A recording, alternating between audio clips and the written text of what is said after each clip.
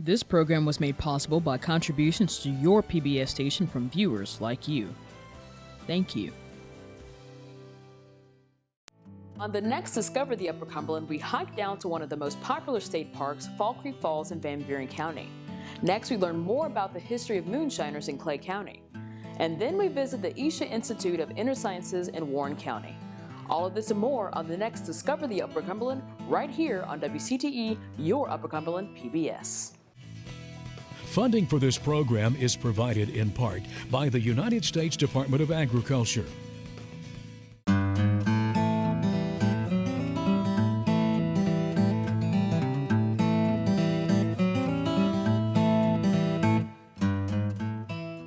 Welcome to Discover the Upper Cumberland, the series, where we explore our region of Tennessee.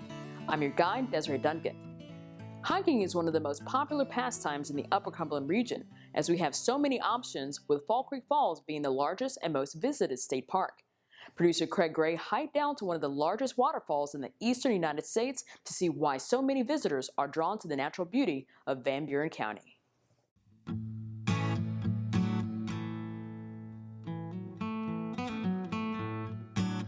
So welcome to Fall Creek Falls. My name is Robert Becker, and today I'll take you on a tour, guiding you through all the falls here at Fall Creek. Right now we're at Cane Creek Falls. Cane Creek is 86 feet tall, and it is one of the most beautiful waterfalls that we have here at the park. But our park's namesake is the one that we're most famous for. That one is Fall Creek Falls. At 256 feet tall, that is the highest plunge pool waterfall east of the Mississippi. Along the rest of the park, we have the Cane Creek Cascades, which is 40 feet tall. And it's also one of our most popular swimming holes. We also have this area, which is another great swimming hole. It's kind of hard to get to, but it's a great spot to go.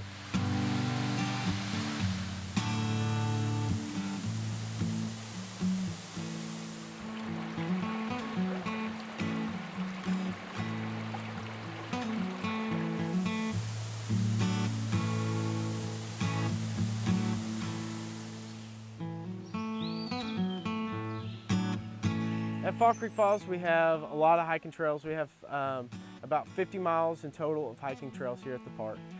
Some of them will take you down into the deep, vast gorges. Some of them are for backpacking and overnighting. But our most popular ones will take you to our main overlooks, and those are really some of my favorite hikes. My personal favorite hike here at Fall Creek Falls is hiking down to the base of the falls. It's a 0.4 mile trail, and on the way down you'll lose about 300 feet of elevation. It's really awesome on the way down, but coming back up is a pretty long hike. You should expect to spend about an hour on that trail. Always bring water, wear closed-toed shoes, and always bring your swimming trunks, because you never know, you'll come across a great place to go swimming.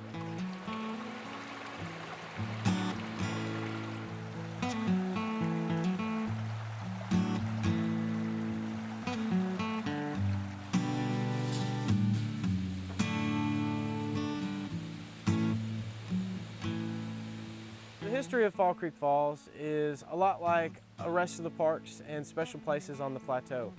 Due to the unique topography and geography of this area, there wasn't a whole lot of farming. The rivers would flash floods, so living down in the valleys was always very difficult. So this area, not only because of its waterfalls, but also because of its cultural resources, the federal government wanted to protect.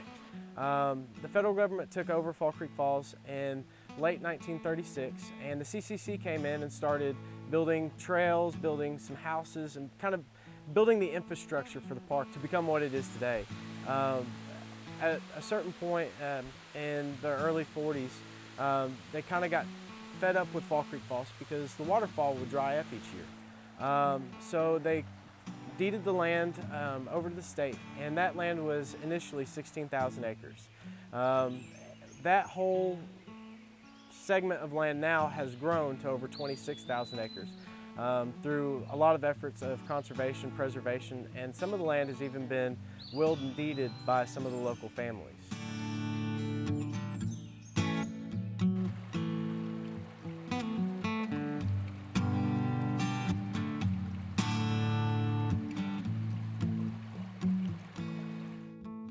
We now have a 26,000 acre park that has a very large campground. It has 237 campsites. We have a resort inn.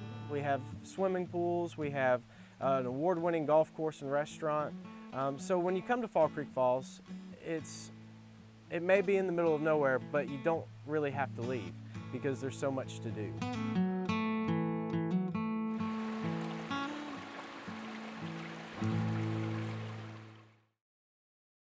We're here with Dan Alcott of the Buren Symphony Orchestra, the music director. Welcome, Dan. Thank you. Nice to be here. Yeah, great to have you. And it looks like we're getting ready to start the next season. It's an exciting time of the year for me to start a new season. We started with our free outdoor concert, and that's always a great way to welcome a lot of tech family back to the community, people who are getting back in the swing of things. We always have a Labor Day weekend concert. And now we're ready to enter our subscription series. Yeah, well, and it's always fun to have a show in the park. All the excitement of folks being there. They've got their chairs, the blankets, kids running around. Fun atmosphere. Yeah. So what's going on with this this new season? Well, we are kind of capitalizing on a little bit of marketing and funding that we've been doing. Last spring, the Community Foundation of Middle Tennessee encouraged arts groups to have a one-day event of online giving. And as we talked about it, we thought, well, let's just find a time and a place we can get a lot of our friends together, and we'll try and raise some money and get matching grants. So I thought of a fun place that I would like to be, and we came up with Beers for Brahms at Father Tom's. No better place to be than Yeah, Father and Tom's. we had a great event, and the Middle Tennessee Community Foundation responded really well. We won several matching grants. They were so thrilled with our event. They actually came and took pictures of members of our orchestra to go in their annual report this year. Oh, great. So we responded as they had hoped, and we got some online gifts. And then part of that was just kind of moving forward with the idea of Brahms. And there was one Brahms symphony that I haven't conducted since I've been here, which is Brahms' Third Symphony. And so we're going to play that on our opening concert, along with a work that kind of is dear to us. It's called the Academic Festive Overture by Brahms. And it was written when he was given an honorary doctorate by the University at Breslau. He wanted to just write them a letter of thanks because he was not into celebrity. And the guy who's head of the orchestra there said, no, you have to write a great work for us. So he wrote a work that has all these college drinking songs in it, and quotes all those, and really kind of carpe diem kinds of songs for young people. And it's actually one of his most popular works. We performed it at the free concert, but we'll also perform that on our concert. So heavy Brahms this year, honoring. You're starting out with a bang. You're starting out with a Brahms. Yeah, it's an awesome way to start the season, and as is normal, our mission is to perform works at the highest possible level so that our Crookville and Upper Cumberland audience can enjoy classical music played at the highest level, but also to present diverse literature. And so the works on this program span about a 100-year period from 1881 to 1985. There's a 1926 work by a Czech composer called Leos Janáček, and it actually features 9 trumpets. So it's kind of a fanfare way to start our season. I thought that would be a fun way to kick the season off. And then the other work on the program is called Maltese Cat Blues, and it's by the American composer Stephen Hartke, and it was written in 1985. And he's currently chair of the composition department at Oberlin Conservatory. He's a well-known composer. And he heard a recording of Blind Lemon Jefferson singing a song called Maltese Cat Blues, and it kind of stuck in his head. And so he based this whole symphonic work off this great blues riff. Very nice. So there's going to be an overture, a big fanfare, but then also got a little bit of blues. You got a little bit of everything. A little bit of everything. Well, classical music has always been kind of derivative of things that happen around it, and people have this misconstrued idea that it's separate. Somehow it's on a pedestal, and it's nice that they revere it that way. But in reality, and Brahms is the perfect case scenario. He's a guy with a great sense of humor. So this guy asked him. He said, "No, you have to write us a great orchestral work." He says, "Okay, I'll do that. I'm going to write exactly the work that you deserve at a college." So he had a great sense of humor, and classical composers are always looking for great inspiration. Stephen Hartke, I actually talked to him about the piece, and he said, it's kind of like an earworm. He just kind of got this piece of music, a blues piece, in his ears. Even the scratch of the record, it was an old record he had, and he was in South America actually, I think on a Fulbright scholarship, and your call to home is strongest when you're away.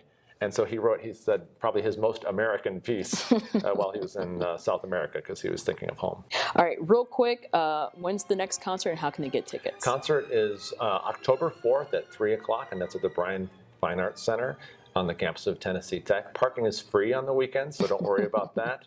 The best way to go to find out about information is to go to the website, which is bryansymphony.org, BRYAN symphony.org. Excellent. All right, thank you again, Dan, for joining us, and we'll get back with more Discover the Upper Cumberland.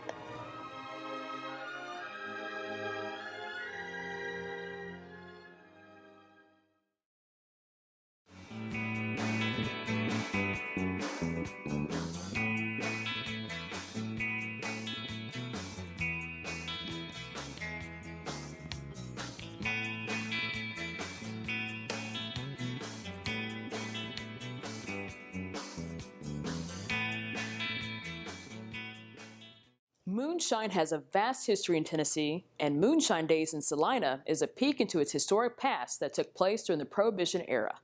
Producer Rick Wells traveled to Clay County to hear more about the stories of bootleggers and revenuers of our region's history.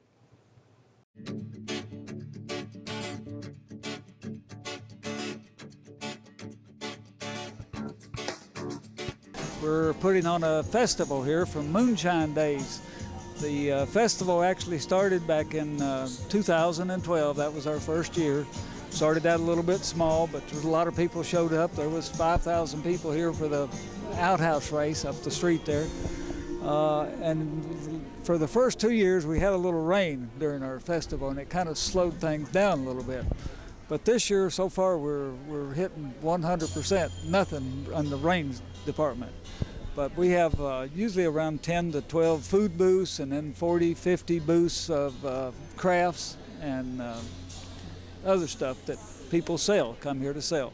Moonshine, of course, in our history here, there was a lot of moonshine made in these hills around here where we are. There's a lot of places to hide, and the sheriffs had a job to do that way, you know, it kept them busy too. But moonshine was a very important product here in this area.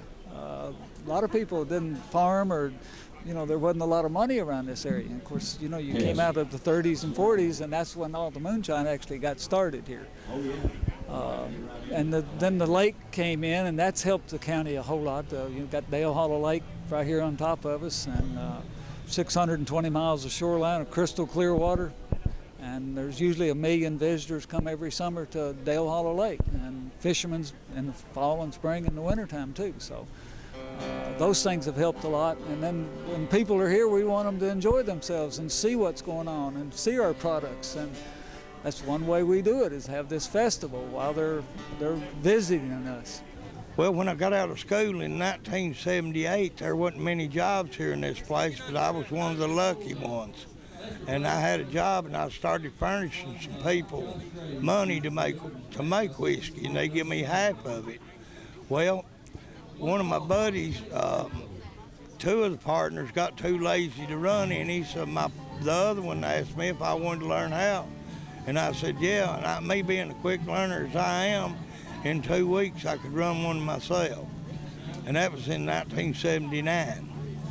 So I've been in it right at 35 years off and on. Yeah, you got to find a place where you got good water. The first thing I do is when I find a place that I think's got good water, the old timers used to, and my uncle told me that they'd boil a kettle of beans, and if the beans would cook up soft, that meant that it was soft water, and it would make real good whiskey. And it's true. But that's the first thing I do, and then of course you got to find your suppliers and stuff.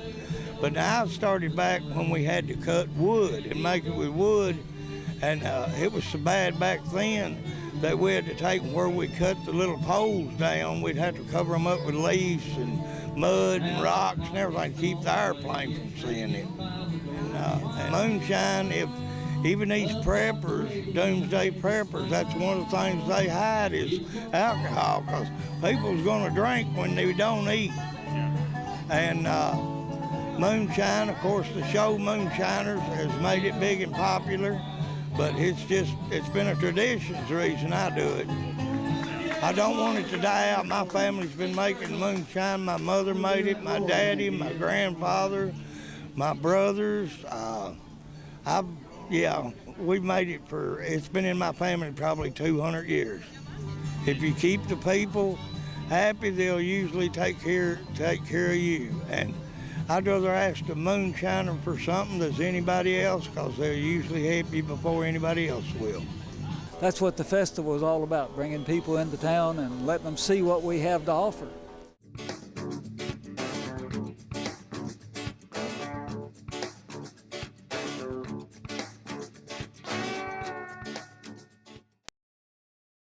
I'm here with Kelly Swallows to talk about the Great Playground Project. Tell us about the history of it. Basically, November of 2013, we talked about it with my friend and I, and then starting in 2014, we really got the organization going. It was a nonprofit, and it took several months to get it processed and get a committee formed, and we ended up calling ourselves Cookeville Community Playground. We're a 501c3 nonprofit status. And we ended up forming the committee, and we talked with the city a bunch, and luckily they were able to give us free land, which is key, and the promise of we build the playground that they will maintain it for as long as it's built.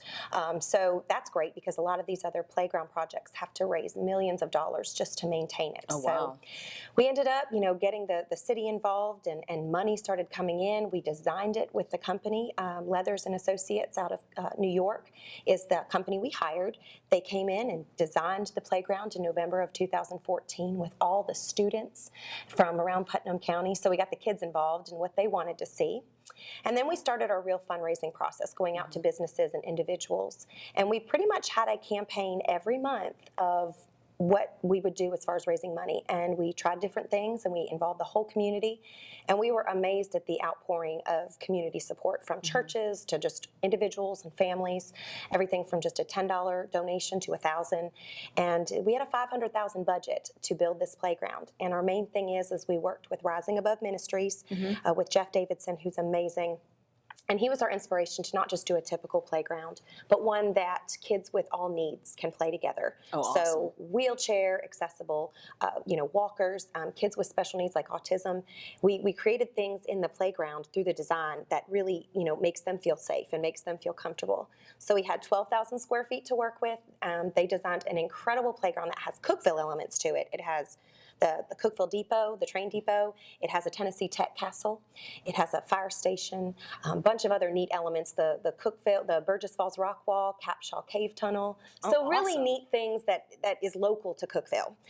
So we've raised the money. It took us about 9 months to raise $500,000. So we're ready to build, and it is truly a community playground. So it's 100% community funded and 100% community built. So you're getting your hammer, and you're going to come out, and you're going to help us build this playground. And it's a big feat. We need 3,000 volunteers. So Yeah, absolutely. WCTE is actually getting the team together to be there one of the days. good. We'll put you to work.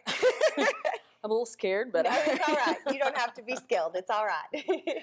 So we talked about the history, like what is the vision? With community builds, you save about $500,000 if you do a community build because you don't pay a contractor. So that saves money, but it's tough to get the volunteers to all come out because you have to have 3,000 volunteers to build it. Right. It's built in 6 days. I know people, their eyes get real big and they can't believe it, but it happens. And we start September 29th of 2015.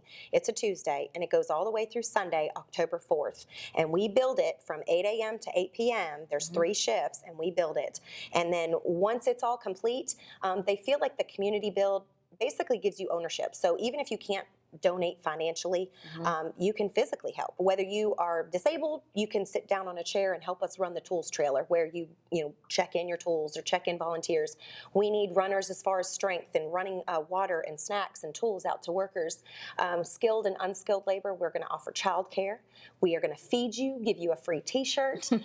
So we basically have a lot of needs to fill for all those shifts. So, and the vision is on October 25th, after the surface is poured and the safety checks all done of the equipment, we are going to cut the ribbon, and all of Cookeville will come. And I think it's going to be a huge economic pull because there's no playground like this in about 90 miles. Oh, wow. So it's definitely going to pull in, especially if we have businesses come in. So we definitely have a lot of good things for the community. All right. So how can folks get in touch with you to volunteer, donate tools, their time, any of that good stuff? Certainly. If you want to go to heartofthecitytn.com, that's our website. There's a link there to help us build where you can see the shifts that you can sign up for. Even if you can just come an hour, we'll take you. There's also a link there that says lend us your tools. All tools are guaranteed. We have a contingency fund for that. And if you can donate your tools, whether it's a wheelbarrow, we need work gloves, basic things. They're not all necessarily really complex tools. So if you can donate those, that would be amazing. Or you can call City Hall, which is the Leisure Services Department. Don't have that number offhand, but heartofthecitytn.com has all of the information there for you. As always, thank you for everything that you do for the community, Kelly, and thanks for joining us. Certainly. All right, and we'll get back with more Discover the Upper Cumberland.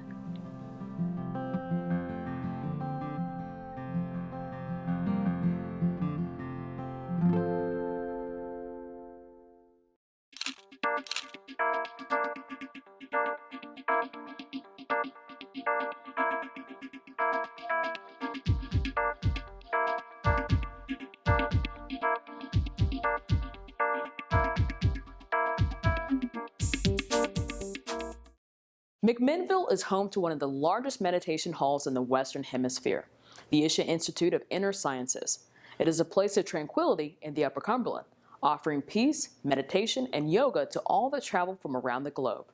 Producers Jacob Carr and Daniel Duarte visited Isha during their annual World Peace Day to learn more about the community they serve.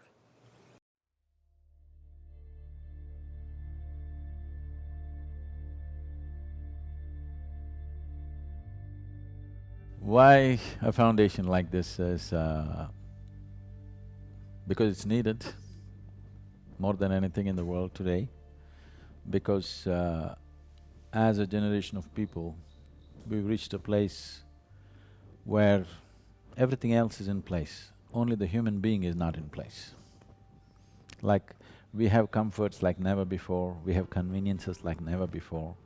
In every way, we are the most comfortable generation ever on this planet, materially. But we cannot say we are the most joyful generation on the planet. We cannot say we are the most peaceful or loving or any of these things. So everything else is in place like never before. Only the human being is displaced within himself. So the most important thing that needs to happen is right now for human beings to become meditative. When I say meditative, I am not talking about meditation as some practice, I'm talking about meditation as a quality within ourselves. If we set the right kind of conditions in our body, in our minds, emotions and our life energies, meditation will blossom within us. It's not something that we do, it's something that we become. This isn't just homage to some idea that we talk about, you know, holding hands and singing Kumbaya. This can only happen when we access what is making us tick on the inside. Because once we access that, we'll realize that what makes myself tick and you tick and everybody in the world tick is exactly the same thing. It is not a teaching, it is not a philosophy, it is not an ideology, it is not a belief system, it is a technology. That means it is… you just have to learn how to use it. So why I'm calling it a technology is, it doesn't matter what you believe in or you don't believe in. That's up to you. It doesn't matter which culture you come from, it doesn't matter whether you're a man or a woman or whatever you are. If you learn to use it, it works. Isha is amazing. I was so surprised when I was told that Isha was here in Tennessee, because I would… generally speaking, I would think that it would be somewhat incongruous. But, you know, in fact, it's such an amazing place and really, I think, fits the area and fits the people of Tennessee really beautifully, just because they're so dedicated to living life fully here. Yes, there are programs being conducted here and also in various cities. And it's also offered online, that people can actually do the initial part of the program online, and just the practice part they can come and learn. So that opportunity is also there. What I see is, if America drinks Coca-Cola, the rest of the world is drinking Coca-Cola. If America wears pants which are torn at the knee, the whole world is wearing that. If America meditates, the world will meditate, so America must meditate. This is the responsibility for the American people. The goal here is to have a place where people can come and learn different practices. There'll be practices for people who have 5 minutes. There'll be practices for people who have 30 minutes. There'll be practices for people who have more than that. There'll be a rejuvenation center, so people with health problems can come. And there'll be different modalities of treatment for those. If we create peaceful human beings, we don't have to bother about world peace. They start valuing life more than conquests. If they start valuing the quality of life that all of us live here, in how we live here, rather than what we have and what we can acquire, there are a million people looking up to you. You must do the right thing.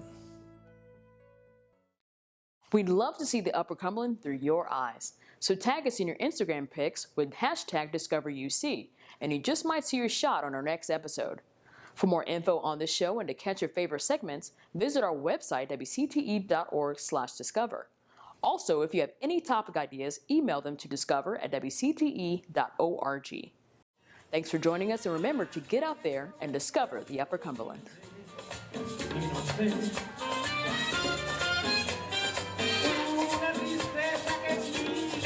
Ya no puedo esconder. Ya te escribí desde carta mi drama de amor. Sin que llegara a mis manos una Funding for this program is provided in part by the United States Department of Agriculture.